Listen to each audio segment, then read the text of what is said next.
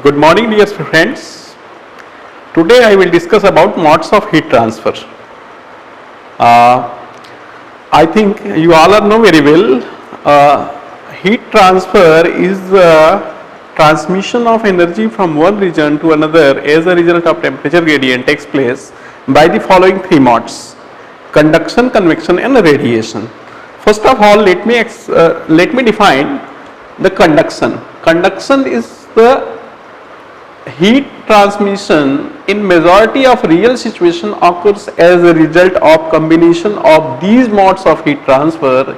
Example, the water in a boiler cell receives its heat from the fire bed by conducted, convected and radiated heat from the fire to the cell, conducted heat through the cell and conducted and convected heat from the inner cell wall to the water.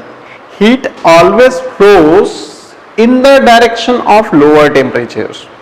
Okay, the above three modes are similar in that a temperature difference must exist and the heat exchange is in the direction of decreasing temperature.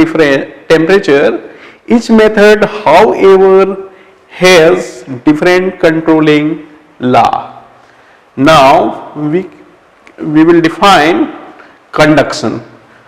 Conduction is the transfer of heat from one part of a substance to the another part of the same substance or from one substance to another in physical contact with it or without appreciable to displacement of molecular forming. Okay, are known as conduction. In a solid medium, in a solid, the heat is conducted by the following two mechanisms. First one, by lattice vibration. The faster moving molecules or the atoms in the hottest part of a body transfer heat by impacts some of their energy to adjacent molecules. And the second one, by the transport of free electrons. By the transport of free electrons, free electron provides an energy flux in the direction of decreasing temperature. For metal, especially good electrical conductors, the electronic mechanism is responsible for the major portion of the heat flux except at low temperature. In case of gases, the mechanism of heat conduction is simple. The kinetic energy of a molecule is a function of temperature.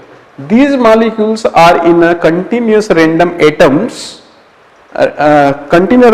motion, exchanging energy and momentum. When a molecule from the high temperature region collides with a molecule from the lower temperature region, it loses energy by the collision of atoms. In a liquid, the mechanism of heat is nearer to that of gases. However, the molecules are more stable, they are more closely spaced and intermolecular forces come into play. Then after convection, then the second terminology is convection. This is also modes of heat transfer. Then what about convection? Convection is defined as, convection is a transfer of heat within a fluid by mixing of one portion of the fluid with another portion of the same fluid or another. Convection is possible only in a fluid medium and is directly linked with the transport of medium itself. Convection constitutes the macro form of the heat transfer, since macroscopic particle of a fluid moving in a space cause the heat exchange. The effectiveness of heat transfer by convection depends largely upon the mixing motion of the fluid. The modes of heat transfer is made within situations where energy is transferred as a heat to a flowing fluid at any surface over which flow occurs. This mode is basically conduction in a very thin fluid layer at the surface and then mixing caused by the flow. The heat flow depends on the properties of fluid and is independent of the property of the material of the surface. However, the shape of the surface will influence the flow and hence the heat transfer. Free or natural convection. There are basically two types of convection. First is free or natural convection and the second one is forced convection. We can define free or natural convections. Let us see. Free or natural convection occurs when the fluid circulates by the virtue of the natural differences in their density. Okay, are known as free or natural convection. For example, if we are open the nozzle of pump, then the water is automatically circulated by the natural differences in their density. That is the virtue of natural differences. If we are opening the nozzle of null, then the water is automatically flow on it. This is the best example of free or natural convections. Then after, we will define forced convection. When the work is done to blow or pump the fluid, it is said to be forced convection. If we are filling the tank by using motor, then the motor is have to be done the mechanical work. Okay, this is also called the work is done to blow the pump. It is said to be forced convection. This is the best example of forced convection. Okay. Now next we will define radiation. Radiation is the transfer of heat through space or matter by means other than conduction or convection.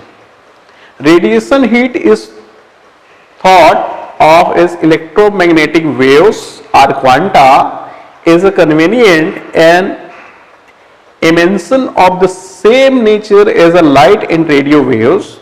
All bodies radiate heat, so as a transfer of heat by radiation occurs because hot body emits more heat than it receives and a closed body and a cold body receives more heat than it emits. Then radiant energy being electromagnetic radiation requires no medium for the propagation and will pass through vacuum. Note that this is the rapidly oscillating molecules of the hot body produces electromagnetic waves in a hypothetical medium called ether. Okay, these waves are identical with light waves, radio waves and X-rays, differ from them only in wavelength and travel with an approximate velocity of 3 into 10 to the power 8 meter per second. This is the velocity of light. These waves carry energy with them and transfer it to the relatively slow moving molecules of the cold body on which they happen to fall. The molecular energy of later increases and results in a rise of its temperature. Heat traveling by radiation is known as radiant heat. Then the property of radiant heat in general are similar to those of light. Some of the properties are: first, it does not require presence of a material medium for its transmission. Okay. Then the second property, radiant heat can be reflected from the surfaces and obeys the ordinary law of reflection. And third, it travels with velocity of light. Then fourth property, like light, it shows interference, diffraction and polarization, etc. It follows the law of inverse square. The wavelength of heat radiation is longer than that of light waves. Hence, they are invisible to the eyes. So that's all. Have a great day. Thank you. It was a nice meeting from my side. Okay. Thank you.